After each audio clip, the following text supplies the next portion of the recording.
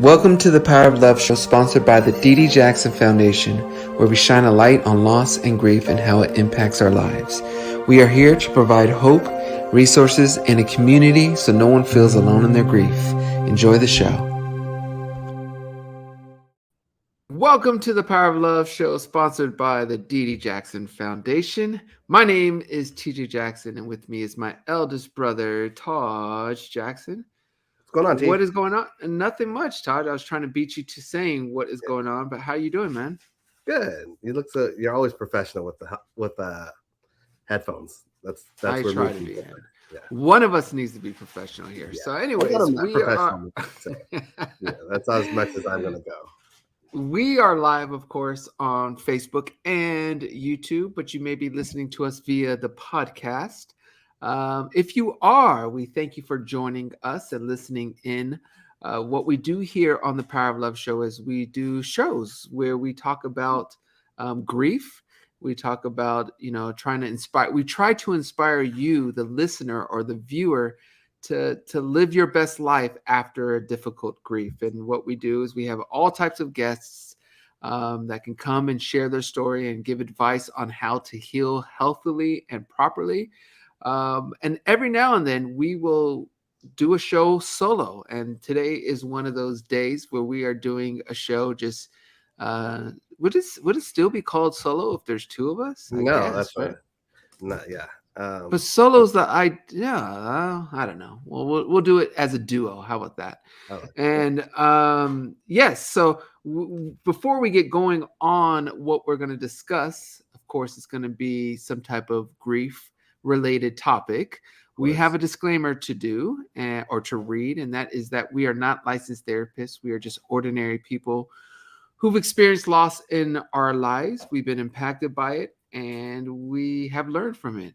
Mm-hmm. We like to share our opinions in an attempt to help you get through whatever it is you may be going through, saying that if you need help, professional help, we urge you to seek it and to find it. Please do not just rely on us. If this is your first time learning about our foundation or even us, we encourage you to go visit our website at www.ddjf.org. Obviously, It's the letters for the DD Jackson Foundation. So once again, it's www.ddjf.org. On the website, you can see all we do. You can learn about who we are, not just us two, but our entire board.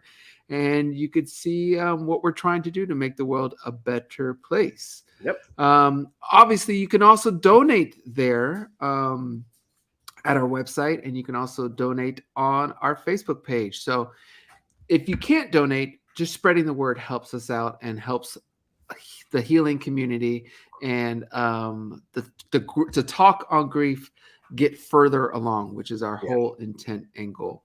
Exactly. Taj Jackson, I think we still should just discuss quickly about our week, and then we can go right into this special show we have lined up. Honestly, I don't remember. I'm going to say that. Okay.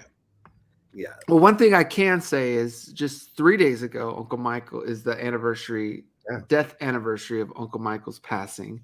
And I will say this, I, for the longest time, always struggled with that day, and obviously Mom's death anniversary date as well. And I don't want to say always, but I feel like I've been giving you credit lately because you've helped me change my perception on what that day should be about.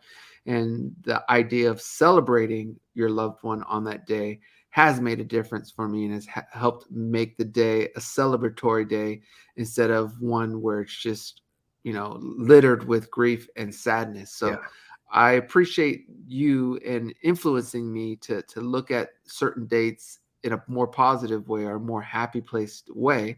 And I guess I'll just invite you to elaborate on what your thoughts regarding that are. Well, it's funny because I felt like this year is the year I did the least.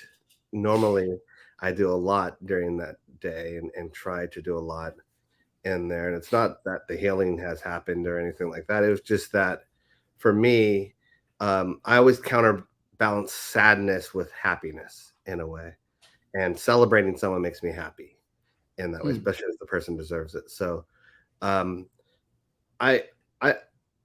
I did post on the day, very late, but I did post on the day, and I just put one word, irreplaceable, because that's the word I felt he was, and that. But normally I would have spent hours thinking about what to say, what to not say, trying to condense everything into a short, span.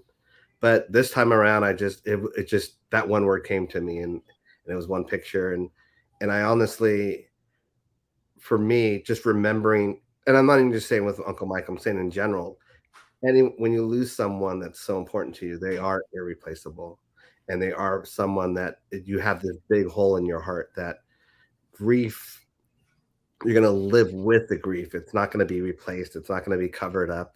It's going to be that big hole there. And it's just, you're going to have to live with that big hole. And that's kind of what you do as a grief survivor, is you figure out how to live with that hole. It's like having an injury and knowing how to live with that injury in that. And so I commend you, because you did, you've picked up that kind of torch and done the celebratory thing, because it's so healthy and it's so helpful, because it is either you're going to be mourning someone or you're going to be celebrating someone. It's the opposite ends of the spectrum, and I always love doing opposite ends of the spectrum, because you can't go midway in there. If you do something, it's like it pulls you completely one way or the other. Well, I really like your analogy of the injury, because as an athlete, and for anyone who played sports, learning that if you have a relatively serious injury, it's something you kind of have to learn how to perform with, or how to deal with, as you continue performing, as you continue playing whatever sport, or running, whatever it is you're doing.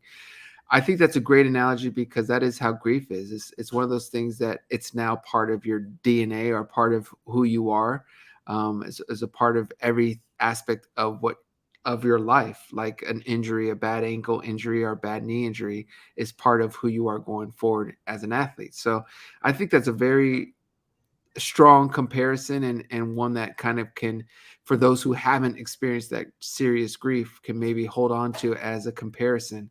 And I think the last thing I want to say on this is that I think it's the healthiest way to deal with it. I think so often we're trying to ignore, or wash away a loss or grief, when if we can accept it and learn from it and talk about it, and be open about it, we can deal with it a lot better. So Yeah, that's true. um, it's taken time to get to this position too. I think one of the biggest things for me was doing this show, and hearing from all these experts and people who have dealt with loss, how they've done it. This isn't something that you just get born into an understanding.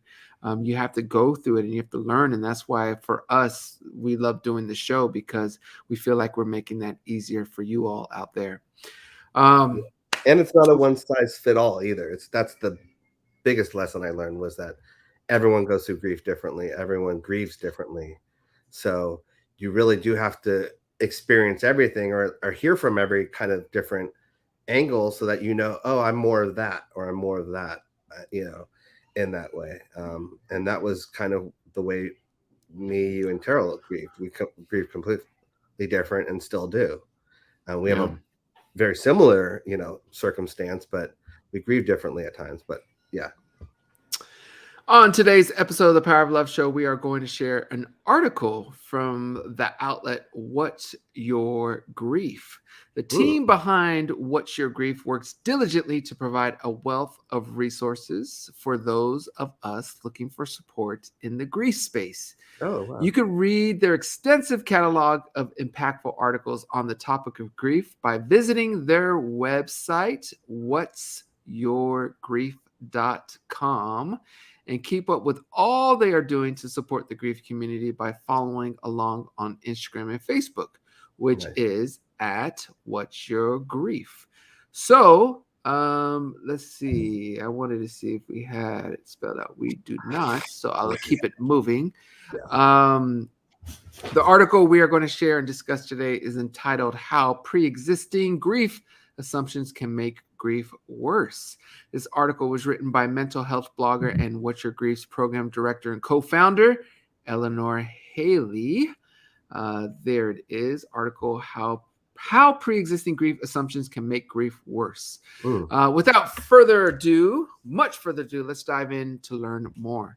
Now, you don't know what it's like to grieve for someone significant until you're in the depths of it yourself. It's one of Mm-hmm. those experiences you can only know once you get there, which makes it all the more intimidating.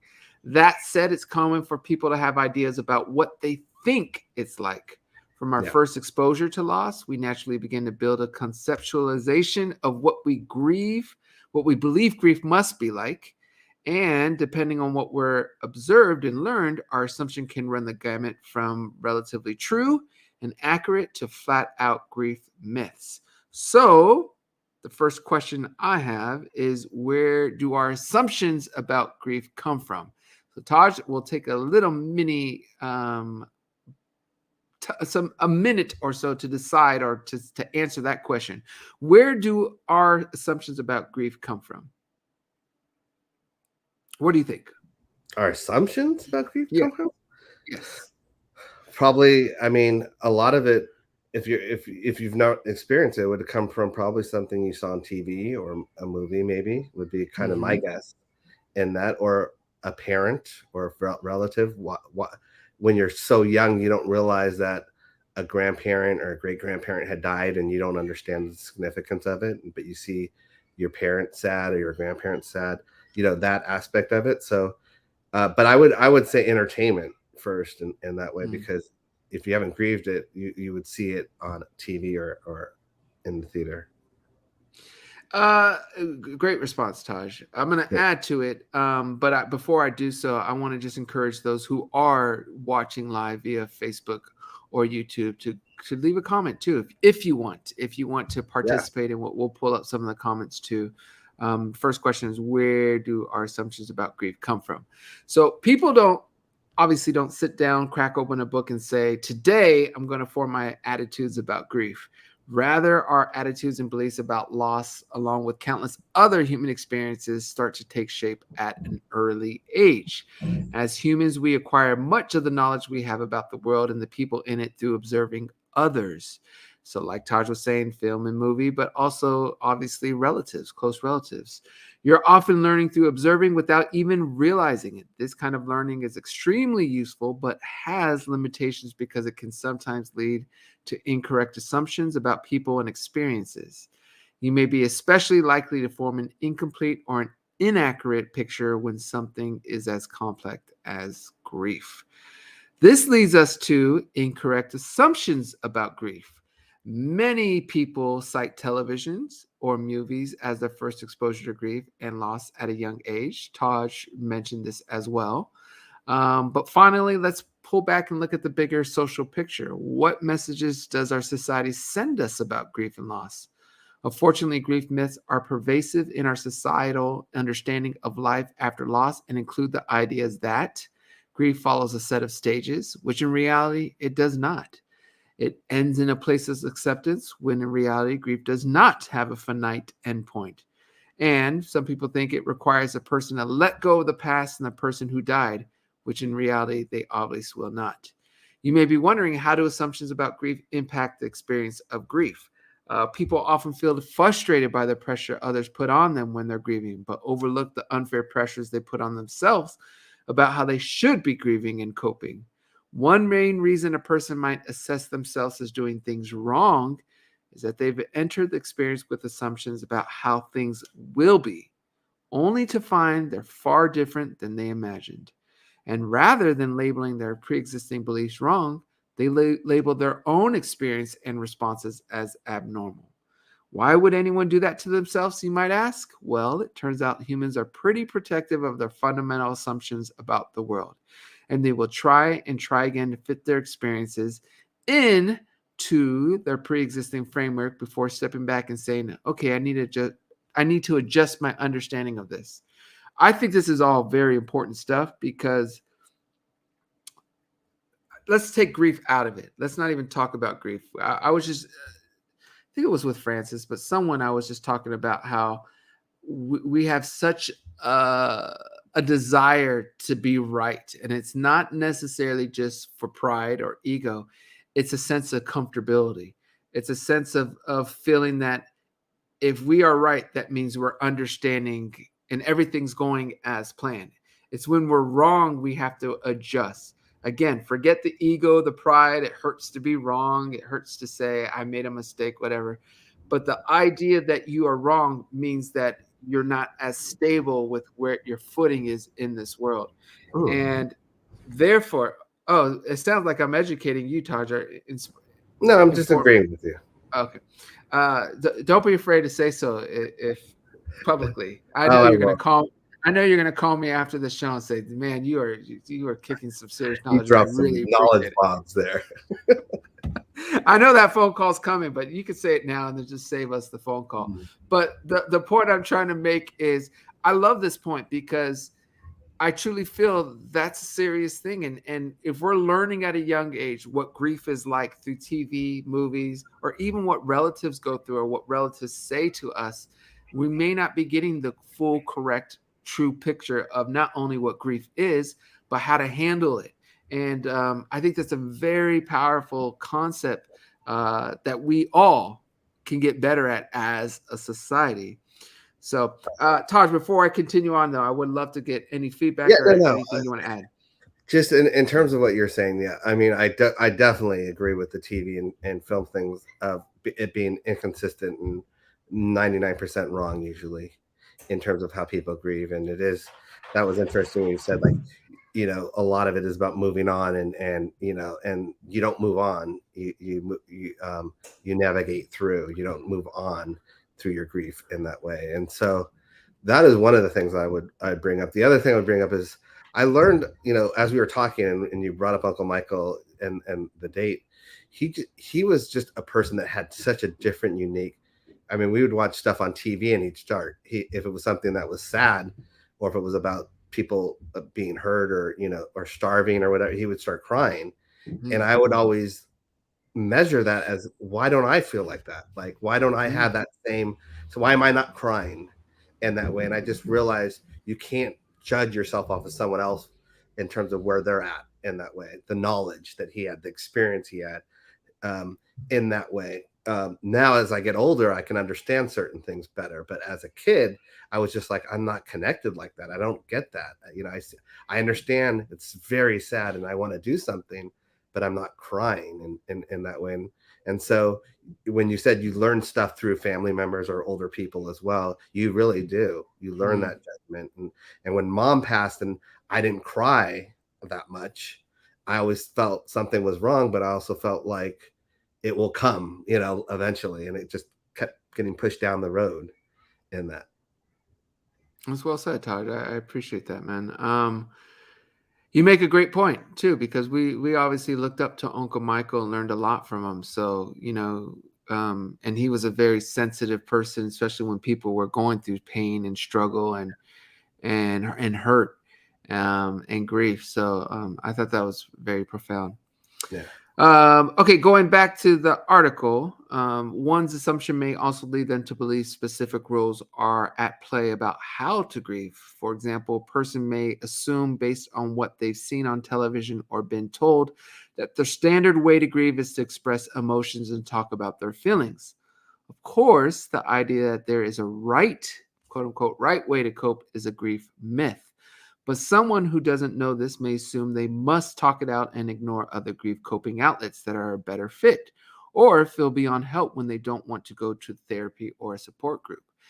I think this is a very important concept because we are a perfect case of this. We didn't go to therapy, we didn't go to a support group. We had an amazing set of friends and family that were there for us. But we all kind of, when I say we all, the three of us, we grieved differently when we lost our mother. There's different things that helped each of us get through this scenario. And I think that's a very important because I think the concept before you experience a significant grief, I think the idea is that there's a route that you take. It's like, okay, so what's the playbook? What do I need to do to get through this? It finally happened to me. But there really is no playbook. And there's many different avenues and twists and turns you can take to help you get through that situation. For me, I've always said my dog was a huge part of it. I'm sure me playing sports and staying active helped a lot, and my friend groups, of course. And Yeah. that may be indifferent than what Taj experienced. So maybe Taj's growth came more in the latter years because as a big brother, he felt like he had to be more protective and more there for us than for himself. So the point I'm making is everyone's journey on this grief world or grief adventure is going to be unique and different. And one of the biggest mistakes we can make is assume that there's a carbon copy. What's the phrase? Carbon cutout or carbon copy? I mean, carbon copy is not the word. There's a see. Why would you put me on that? It is a carbon copy. It's just that's the right. I mean, there is a carbon copy. Maybe it's not the word carbon. All right. Well, I'm tired, but you all get what I'm trying to say. There's no one size fits all. Let's just go there. Taj, anything you want to say on that? Said, so that's cookie cutter. There we go. Yeah. I'm on a diet, so that's yeah. You're right. Thank you. Yeah. Okay. Carbon copy cookie. We got it from the community, so there you go. But Taj, anything you want to add to that or say? No, I mean, it kind of just it goes one step further of what we were just talking about. In general, there is no playbook, rule book. That's why I said try all different things in terms of all different styles and people, because you really don't know where it's going to come from in terms of your where you gel. Just like we learned from our shows, you have to try different therapists and find the right person in that way. Don't just say, oh, it didn't work for me. I found a therapist and it didn't work out. There's going to be someone that you gel with in that way. And I think that's the thing with grief is it could be a book, it could be a movie, it could be a song, it could be a friend. For me, it was, Heather was extremely important. Someone that I wasn't even really close with back then, but because we shared a common thing, we got close in that way. And she kind of helped navigate me in that way through grief. Someone that you never would expect, so that's the kind of stuff. So it's just the journey is different for everyone. Well said, Taj. The logical next question is, how do you ensure that your assumptions about grief aren't causing you to put undue pressure on yourself or boxing you into rigid ways of responding and coping? The first and simplest thing a person can do is learn what is and is not true about grief. The team at What's Your Grief have actually written a few articles about grief myths and truths that you may find helpful. They can be accessed on their website, whatsyourgrief.com, and include titles such as 64 myths about grief that just need to stop, the myth of the grief timeline, grief never ends and that's okay, grief emotions aren't good or bad, they just are, I don't want to talk about it, coping with grief without saying a word, why do people think we move on after a death? And after, let me get some visuals up for those who may be watching and not necessarily listening on a podcast. Now you have a visual up for What's Your Grief. But after reading helpful articles such as these and learning about grief myths and truths, perhaps you should take a little time to examine the assumptions you've likely internalized and brought with you into the experience, because there can be a disconnect between knowledge and our deepest beliefs. For example, someone can intellectually know that there isn't a timeline to grief, but still feel embarrassed or wrong when they go through a difficult grief patch years later. Here are some questions to ask yourself. How do your pre-existing assumptions about grief impact you? Or you can ask yourself, which assumptions serve you and which do not? What myths and assumptions do you fear are most ingrained in you? Which myths feel the most challenging for you to shake? What's new information about grief and life after loss do you want to integrate into your understanding and keep at the forefront of your mind? Finally, when you notice a grief myth or assumption coming up to make you feel like you're doing things all wrong, author Eleanor Haley wants you to say, nope, I'm not having it. Picture yourself opening a window or open an actual window and throw the assumption out. permanently file this belief under things you used to believe, but now you know better. And the next time you hear someone saying something to the contrary, share your experience so they might form their own assumptions a little differently. Super helpful stuff. And again, obviously, you guys know who watch or listen to us regularly. You know that we usually have a guest on here, but every now and then, well, I should say it this way. Our goal at DDJF is to really just get the conversation going, to bring resources to you, and to help you, any one of you, go through and get through what it is you are going through. And that is why we wanted to highlight What's Your Grief and all the articles they provide. Let me see. There's a couple of super chats that I want to highlight. And this one's from Miss Silent Siren. This is a super chat. She says, my parents just told me not to make myself sick with grief, that things will happen and just handle it responsibly. Taj, please remove the hat before Bommy has a stroke. Much love. Taj is... I will eventually if we call seasons of our show, the hat will be removed at one point or another. Don't worry, not ready yet. The comments of it. Don't think I don't. That's funny. He's seen all the comments. His hair is just not ready to shine yet, right, Taj? Yeah, exactly. Something like that.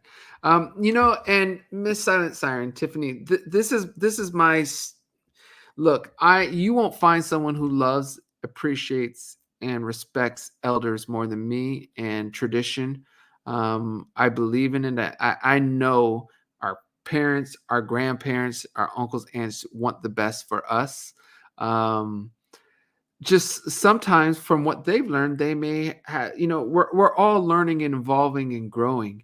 And where it was common to say, like, stop crying, or you got to toughen up, we thought we were helping us when we were saying those things, but we've learned that could be actually more harmful. Mm-hmm. With that said, the one thing I will say to anyone who may feel like they were misguided, I'm not saying you're feeling this way, Tiffany, but just understand, come from a place of understanding from what they may have been told or what they had to go through.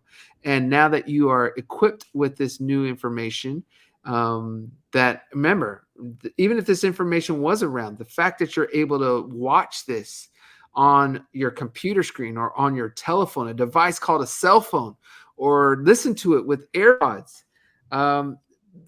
you got to understand that that's a privilege that our uncles, parents, grandparents didn't have when they were giving us this advice. So their ability to learn and understand all this new important stuff wasn't as great and open as ours is. So make sure to return that love and understanding for that maybe misdirection. Again, not saying that's your case, Tiffany, but I think that's just an important concept for all of us to understand. It doesn't feel good to hurt and to be in pain. And sometimes we can, in my opinion, overblame someone who had good intentions, just didn't have a clue on how to show you those good intentions.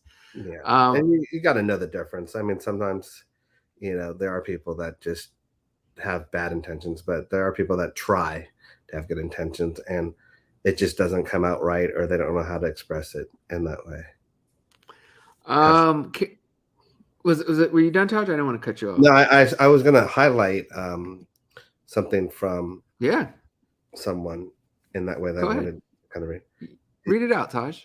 You want me to read it?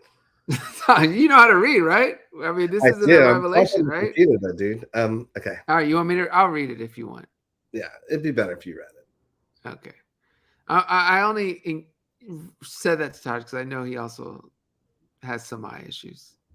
Thank you, TJ Jackson. I no worries. Do you even have your contacts in? Wait, no. you got the LASIKs, but it's been a while, right? Yeah, I didn't qualify for the second time around because it was real quick and either I was going to see really well far up or really bad, and I couldn't do that to myself. I was like, I'll stay with where I'm at. All right. Well, I got you, Taj. Yeah. Stacy says, hi from Jeffersonville, Indiana. I lost my cousin and his mother, who I was caregiving for, passed away a month apart. My doing well, it was hard seeing her in her, um, my doing well, it was hard seeing her in her bed and already passed away when I got home from work. It's Mm, odd losing them so quickly. yeah. Yeah. Stacy, first of all, sending you love, light, compassion, hugs, all of that stuff from not only us, not only our family, but the foundation and the whole entire community. It's never easy, and everyone's story is different and unique. I can't say here, I know what you're experiencing, what you're going through. Only you know what that is like to lose two family members so quickly, and the way and manner Yeah. of how it happened. The only thing I can just suggest is for you to continue to not bottle those emotions up. Like I said earlier, for me, it was a dog. Maybe yourself just running, going on runs or walks and just letting yourself heal. But please respect the importance of letting yourself heal. I have never I've never had to find someone past, which isn't an easy concept at all. It may happen, it may not, but that's something that is unique and different, and something that to me requires you to make sure you're doing things slowly and at your pace and what feels right for you. Yeah, it's a different category, and I can say not any equivalent, but when Happy passed, it I won't forget that image because everyone was at a Dodger game except me, and I was looking for my dog, and I pulled it from out of my under my mom's bed, and it was already dead. And that image and Mm, that sight and that scream that I had, because it scared me and shocked me. What, like, I'm still traumatized to this day, yeah. and that's over. I mean, 40 years ago, Taj, how old were you when that happened? probably 12, 13. No, sorry, 15 or 16, because Rascal was afterwards in that way. But that was, yeah. I mean, that's how traumatizing it is when you don't even remember the age of when it happened, and because it Yeah. was Delgado for sure. I know that, TJ. So that would put it probably in the 15, 16, 17 age. Yeah, But that's a different layer. That's a different level of grief I too. mean, You know that, obviously it's a dog and it's not a parent or but but but the at same, for me that was my that you was know your life. yeah, that was my life. Yeah. That was your dog. You've had him for years, And and to I find. found Happy. I was alone when I found Happy. It wasn't like Mm, everyone yeah. else at the Dodger game. So it was like, so yeah. I mean, Wow. so that, but that also, we had discussed that too. Losing an animal or a pet helps you prepare in some way sometimes to grief, because it's a loss, and it's a huge loss for you, where you might not have lost someone else for a decade later or decades later. But unfortunately, animals and pets don't live forever. Yeah. Barbara says, I have a very good one for you, too. My two great grandchildren asked me this past weekend, how did their great uncle Kurt go to heaven? Boy, that was a hard one to avoid telling them how he died. They wanted to know how he died. Barbara goes on to say, I told them we had to talk with their daddy first to see what he wanted to tell them. This Hmm. is to respect my grandson wishes of what he wants them to know of how and what my son died from. Mm. My grandson didn't want to tell them at their age yet, so we just told them that my son was a super great person, that they would have loved him. Mm. Um, First of all, again, Barbara, sending our loves to you, and condolences. And I know this wasn't I believe this wasn't a recent passing, but that doesn't mean you don't need love and condolences and well thoughts. We all do. With that said, I like to commend you on how you handled this. We never know when we're going to get asked these kind of questions, especially from two young kids. And I think the way you handled it was spot on, and was respectful, and was the right way to do it. So I'm happy that you slowed the situation down and conversed with another important adult in the conversation, and you guys decided whether it was one leading the other, but you guys came to an agreement together. And I think that's a very important thing to do. The only kind of caveat, or the only thing, which again, I'm not accusing you, I got to just be careful. I'm one of those who likes to go through They all use the strong words like accuse and I yeah, prepared I don't, you. I know what you I mean. honestly, I'm your brother. I know what you yeah, mean. the only thing I want to say is for anyone going forward, we also don't want, and I don't think Barbara did this. I think Barbara did an amazing job. I really, from the way she explained that, I think she did. But for anyone out there who's learning, we have to also still encourage our young ones to be able to ask those kind of questions and to be open without thinking they talked on a taboo subject, or because we want them to come to us as family when they have those kind of questions, instead of going online and and learning about things in that way. It's important that it comes from a source of love. So again, no accusations. Sorry, shouldn't use that word. No. Jeez. You know what I'm trying to say. I just want for anyone out there who's like, oh, if I get asked that question, just please also be mindful of how sometimes challenging it is for a young one to ask that question to you, and how sensitive they are. Mhm. And as Carrie goes on to say, I'm very sensitive, and I've stopped trying to suppress that. We all show up and go through things in our own way. Yep. Obviously, two different conversations, but the point of why I wanted to bring Carrie's comment is because she's very sensitive. So if someone like Carrie asks that question and feels like it's a burden, or she did something wrong by asking it, she may never ask that question again, or a question like it again, which isn't the healthiest way on how to deal with it. So I know that was a bunch of talking, and I don't know if it landed for some of Well, you, but Barbara responded. She said, TJ, I understand for sure. We told them we will let them know when they get a little older.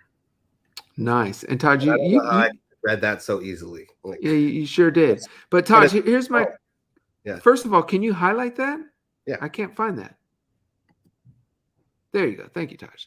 TJ, I understand for sure. We told them we will tell them when they. I love that, and yeah, I think that's the. I really do. I think that's great. If they're too young, they're too young. Um, but like you said, we'll tell you. We don't want to hide anything for you, but we'll wait. And I think kids can respond very well to that, because yeah, they kids do. know that they don't know everything, and don't need to know everything at Right as they get to their teens, they may get a little bit more adventurous, but little kids are pretty respectful now. Yeah. of what they're allowed to do, what they're not. Like Ria was telling me about this movie called Freddy 5 whatever. Never heard of it, and I guess a friend of his wants that he told Rio he should go see it, and I never heard of it. So I asked one of Rio's cousins, like, what is this movie? It looks like a horror movie. And she's like, it is a horror movie. And I said, Rio, you're not watching that. You're too young. And he just said, okay. And then turned the channel, and it's just, I don't know. I just think it's important to have those conversations, and be completely honest and open. I think it's a really cool Yeah. thing. Yeah. A couple more comments I want to, um, my healing in times of pain often come from encouraging those who've had it. Yeah. Yeah, I like that too. Yeah. Um, Adrian says, my dog Spencer died last month. I got him after Hurricane Katrina. He was 17 years old. I really miss him. Dogs are Yeah. beautiful. Dogs are beautiful. Eventually one day I'll get a dog again. I know TJ, you did, Chewy, and all that stuff, and Yeah, changed it your took life. me a while though, Taj, and it's so interesting because I lost my long loved dog, who I actually named my first publishing company after, and who I credit with getting me through, playing a big role in getting me through the loss of my mother. When I lost him, her actually, I was gonna say um, that. I'm bad at You made me question. I'm like, wait a minute. that. Yeah. When I lost her, it's true. It took me, and I love dogs, but it took me a long time to get a dog. And I wasn't even looking for my current dog. Lexi was just like, no, my younger siblings need a dog. So there you go. And if you guys really don't want them, then I'll take them. But Right. dogs and pets are so big. They're so big for being there for our kids and youth and our family, but also they oftentimes are our first big lesson and teachers, so I saw some people talk about losing cats too. I think Toria was there who said it, and maybe someone else. I can't find those comments now, but Taj, there's one more comment I want to highlight, and I'm going to read it and let you answer, and then we'll close out the show. But April says, TJ and Taj, what is your thoughts on touching or kissing a loved one who passed? I touched my aunt and my grandmother when I went to their wake. Ooh, that's a good question. To be completely honest with you, with both my mom and my uncle, we didn't see them afterwards purposely for me. I didn't want to see them like that. In general, that changed with my grandfather, Joe. We were able to see him during the funeral. It was an open casket. And I always feared that. I always feared what that would be in that way. But with him, it was interesting. It was not anything scary or whatever. And I was happy that it was that way. Being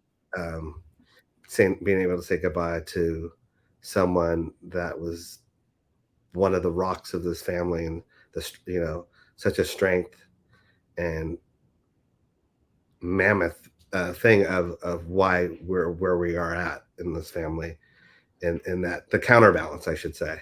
But yeah, I don't think I would say that would be. This is me personally. Touching and kissing would, like, that doesn't seem weird or anything to me in that way. Of that. Yeah, I think it's a personal choice. Yeah. It's a personal thing. And Taj, I think I'm on the same course as you, where I didn't see Mom or Uncle Michael, but I did see Grandpa and I saw Clyde. Yeah. And I'm actually at peace and happy with those decisions. And I think it's a case by case type of situation. I think Grandpa was the easiest one. He lived a long, fruitful life, and it was more of a pay respect and appreciation and say your goodbyes to someone that meant a lot to you and impacted your life. Whereas when it's a younger person, the sadness can be too much. For me, it would probably be because I feel like they had so much to go, and the loss becomes a different type of a loss, in my opinion. Obviously, the loss is a loss, but it's a different vibe on the funeral. And like I said, with Grandpa, it was more paying our respects, and everyone was saying goodbye and celebrate. I think I did, to answer your question, April. I did. I do remember touching Grandpa, just in some way or another when we walked by in that way. It wasn't just walking by him in that way, whether it was his shoulder or something. I do remember touching him in that way. So I love that question though, April, and thanks for asking, because those are the kind of questions people would want to know, and just be open about it. I love that. Bommy with the super chat. Thank you, Bommy. Bommy says, my dogs helped a lot when I went to Nigeria for my grandpa's funeral. It was a rough week and helped a lot with my feelings, petting them all week. Dogs are the best. Yeah, I will always say dogs are the best. Okay, Taj, let's wrap up this show, but also let's land the plane, as they say. Article is called "How Pre-Existing Grief Assumptions Can Make Grief Worse." It's by Eleanor Haley. Again, What's Your Grief is the website where you can find all these type of articles. But the one thing I will want to close the show out is by saying we hope you did find the article helpful, and that we've given you some good food for thought regarding pre-existing notions about grief and how to combat them. Again, you can read this article at the link in the show notes, and or visit whatsyourgrief.com to read more helpful articles on the topic of loss and grief. Please remember, you are never alone on this journey, and each person's experience in grief is as unique as their fingerprint. So be gentle with yourself as you navigate your grief journey. Taj, anything else we need to say before we say goodbye? No, I mean, I do enjoy these solo and duo or whatever we want to call these two, because we get to talk about a topic and we get to kind of talk more and all that. It's a nice balance and or counterbalance, when we have an expert on as well. something like that. So it's cool to throw these in that way too. But yeah, I enjoy talking to you is what I want to say. Yeah. To me, right? Yeah. Okay, so to make sure you're not talking about the audience out there. Yeah. The Power of Love Show, that is the name of this show. Please make sure to go check out ddjf.org. Any type of support, even if it's not financial, just sharing about our foundation goes a long way. So again, if you're listening to us, sharing helps a lot. It helps a lot. Not only us, but it helps those who may be looking for it. Mm-hmm. If one more thing I was going to say, dang it, I can't remember. Taj cut me off. Yeah, I did cut you off. You didn't have that much of a train of thought. Oh, I know what to say. If you listen to us on a podcast and enjoyed it, or even on Facebook and YouTube, make sure to like. But if you're listening to on a podcast, make sure to subscribe. And if you can, leave a review because it does help those who may be looking for this kind of content. It helps them find it. All right, everyone. Again, be gentle with yourself as you navigate your grief journey. Please, please, please. We will see you all next week, next Wednesday at 1 p.m. with an all-new live episode of the Power of Love Show. Please be safe and adios, everyone. Bye.